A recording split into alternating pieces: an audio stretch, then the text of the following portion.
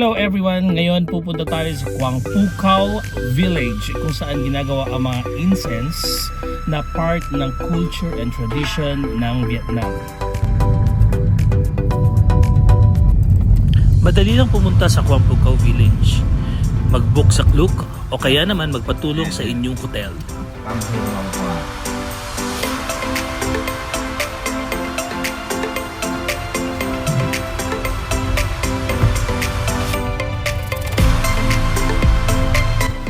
We're here at Quang Phu Village. Quang Phucau.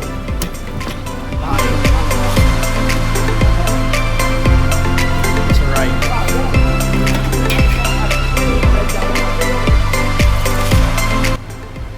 At eto na nga ang sumalubong sa atin. Mga naggagandahan at makukulay na mga insenso.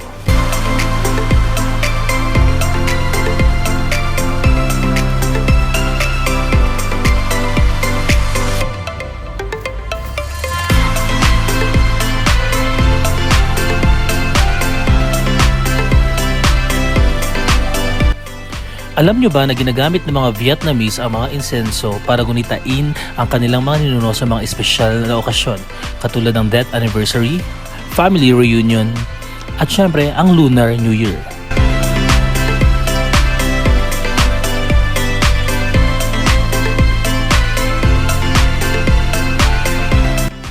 At malaki ang naging kontribusyon ng mga insensong ito noong Vietnamese War dahil ginamit ang amoy nito para takpan ang amoy ng mga gunpowder para hindi sila agad maamoy ng mga kalaban.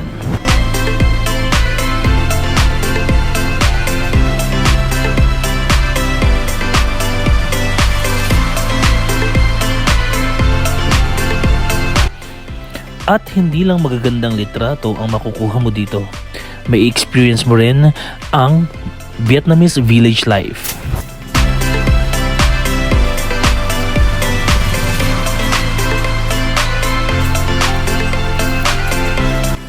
Mahigit 300 years nang gumagawa ang Quang Phucau Village ng mga insenso. At hanggang sa ngayon, ito pa rin ang hanap buhay ng mga naninirahan dito.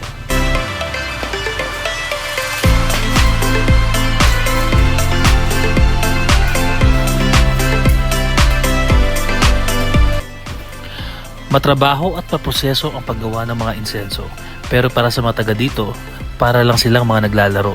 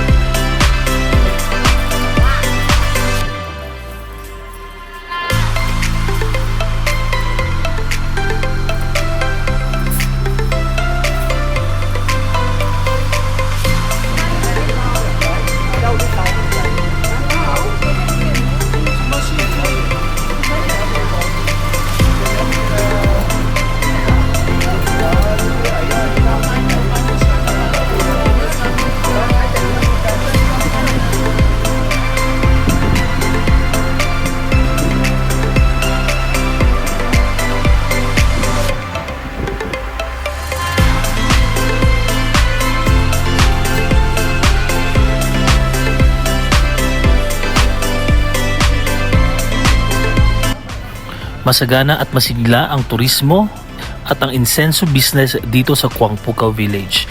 Kaya huwag kakalimutan mamasyal dito pag ikaw ay napunta sa Hanoi, Vietnam.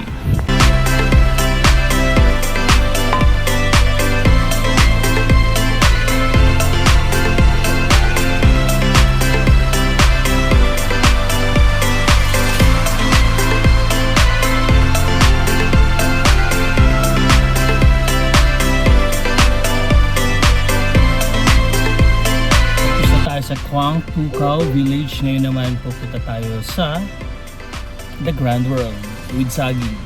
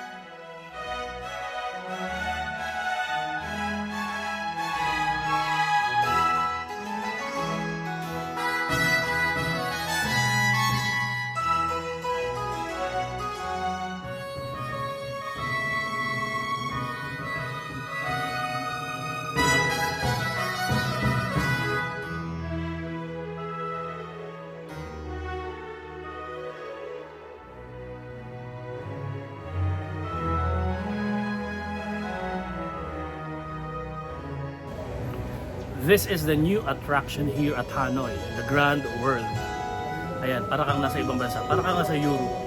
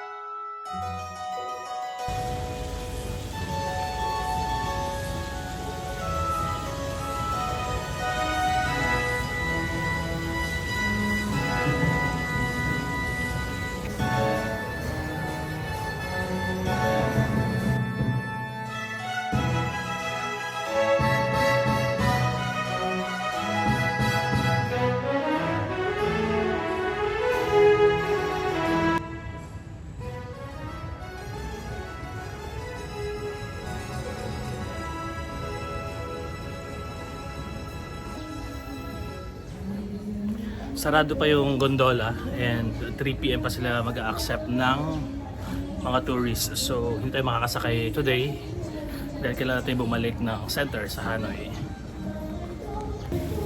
So, sa mga gustong mamasyal dito, I think it's better if you go here like 3 PM in the afternoon para bukas lahat at hindi masyadong mainit dahil tanghaling tapat ngayon at sobrang init, kaya rin siguro wala masyadong tao. So this attraction just opened noong January. So pumunta ako dito November last year, wala pa to. And maraming establishment na wala pang laman. Siguro dahil din-develop pa nila. So sa mga nagbabalak pumunta dito, you need to hire a private car or book sa Klook kung I think available na siya sa Klook. Kasi hindi kaya ng Grab dito, sobrang mahal.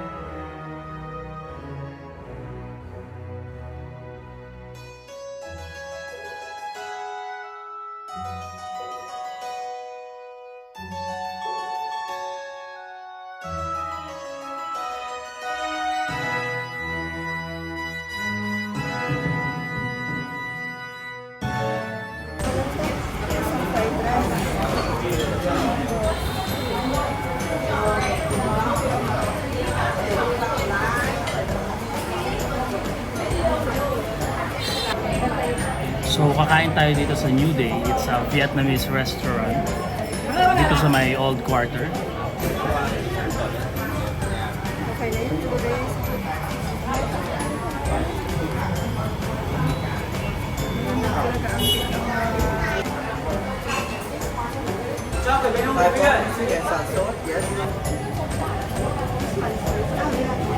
Ano kinuha mo? Fresh fruit oh. Ito tayo isa. Fresh fruit. Fresh na wag na. Fresh. Bakit hindi na tayo makabayo? Fresh frog. Medyo pricey yung mga food dito pero let's try. Times 3 ang mga presyo nila sa US. Ayan, 155 dong.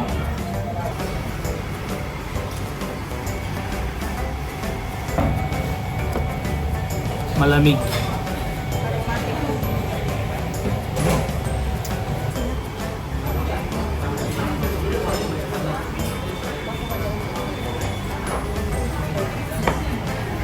One plate, please.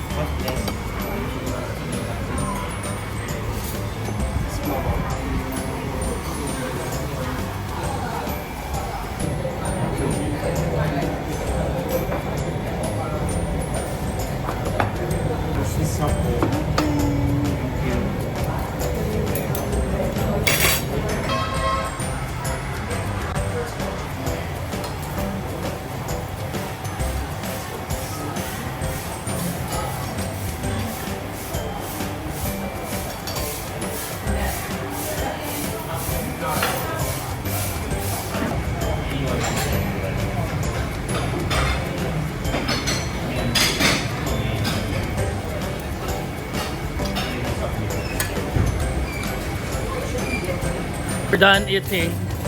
Pwede na ulit gumala. Yan, dito yan sa New Day along Old Carter. May free time pa tayo so magtitingin tayo ng mga pwedeng mabili. Dahil maraming mga shop anywhere here in Old Carter. Yan, ang daming items dito na North Face. Sa mga mahilig sa North Face. Hindi ko alam kung class A ba yan or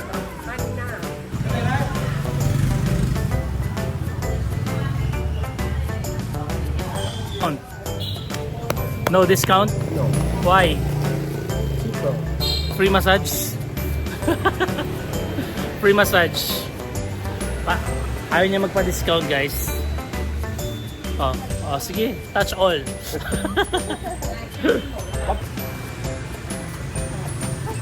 Talagang Wow, holding hands. Hinihila ka ah. More options. Ayan. Ang dami. Ayan, maganda yung nasa taas. Ayaw mo? give me 800. You give discount.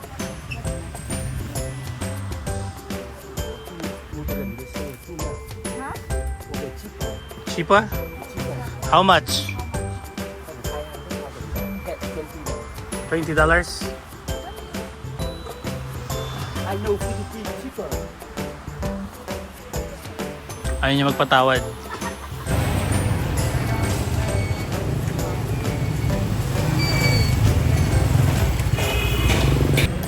So nagkalat din dito sa Old Carter ang mga souvenir shop. So check natin kung ano yung mga pwedeng bilhin.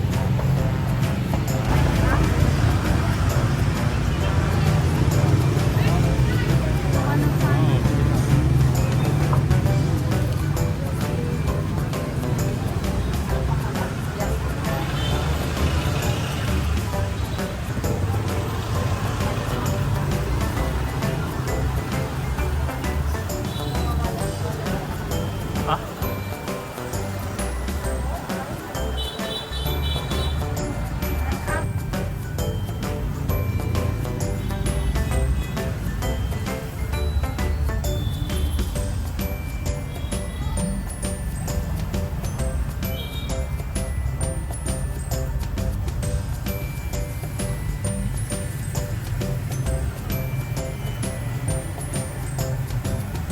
Time to check dito sa souvenir shop kung ano yung mga pwedeng bilhin.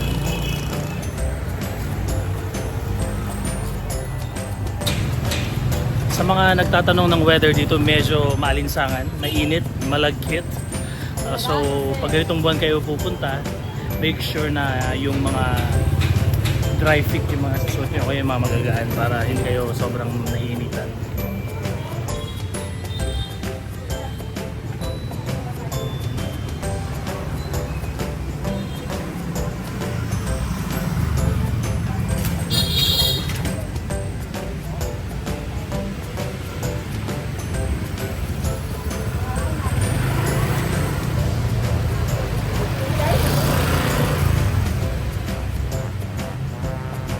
Success, nakatawad sila. Come on, very much. Thank you. Come on.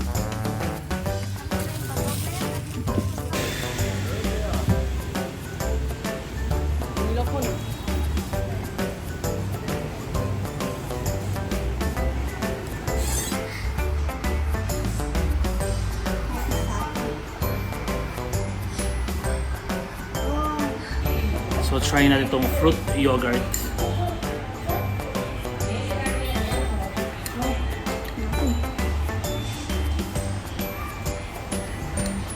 Just for Maasim. the aircon, oh my God.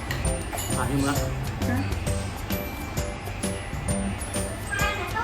Pero okay naman. Parang feeling ko yung pati yung mangga. Maasim.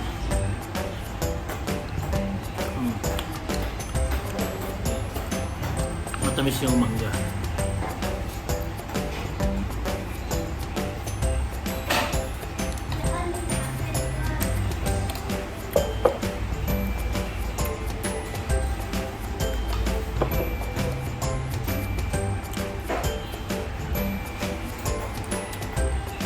So sa mga pupunta dito sa Hanoi, pag ganitong buwan, mainit,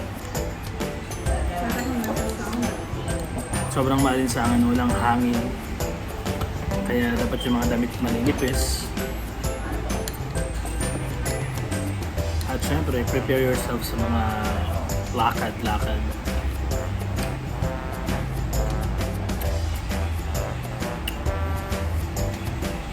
At ng durian. Ano lang kakain ng durian? Durian ice cream. Let's see. Amoy na amoy.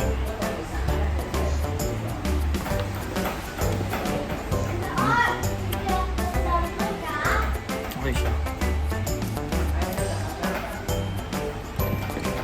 Yeah, welcome po. How much? Welcome po. Welcome po. Titikman natin.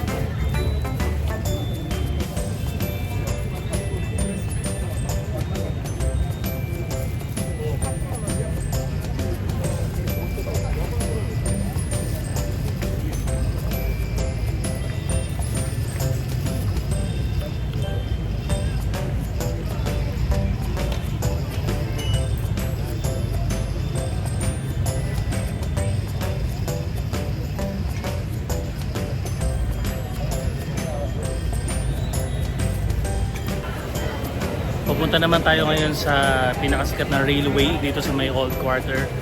Tapos nung tayo titikim ng masarap na egg coffee. Let's go!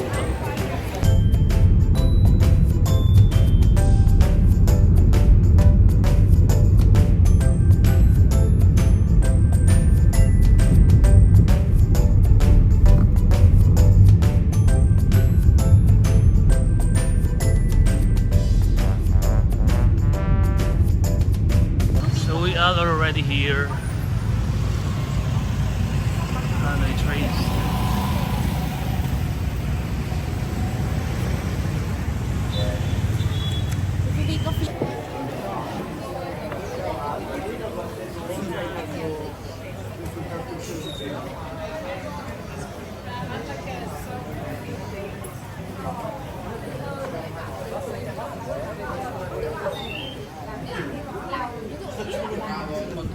Egg coffee.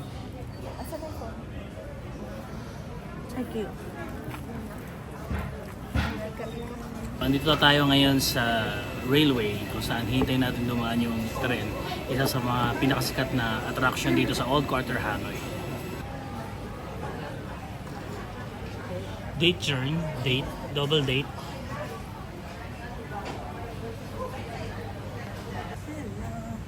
Egg coffee. Oh, Very egg good. coffee. At last. Thank you. Oh, Thank you. Heaven. Ano ba to? Kumik. Pa-picture. so we will be trying the egg coffee. So ang history ng egg coffee is during the Vietnam War. ay nagkaubusan sila ng creamer or asukal. So ang ginamit nila during that days or during that times ay egg. Kaya hanggang ngayon sikat na sikat ang egg coffee.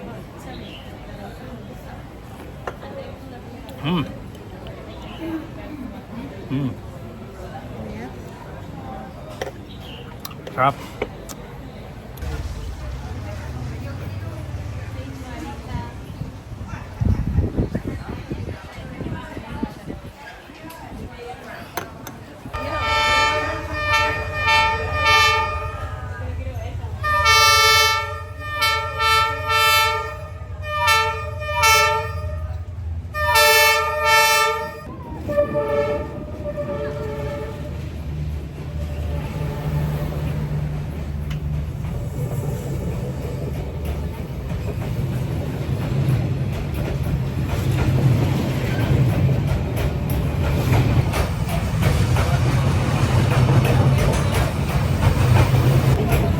Lapit.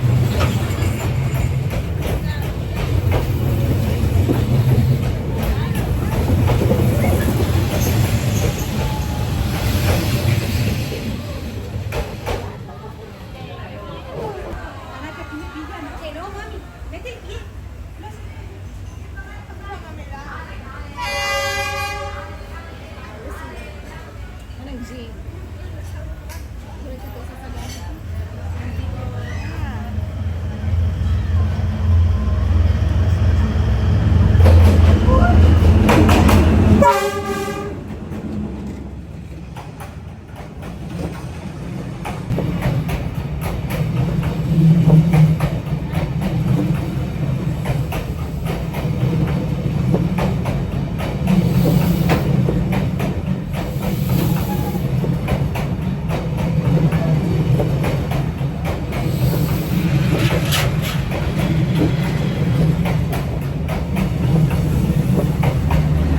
Mahaba to mahaba. Hey.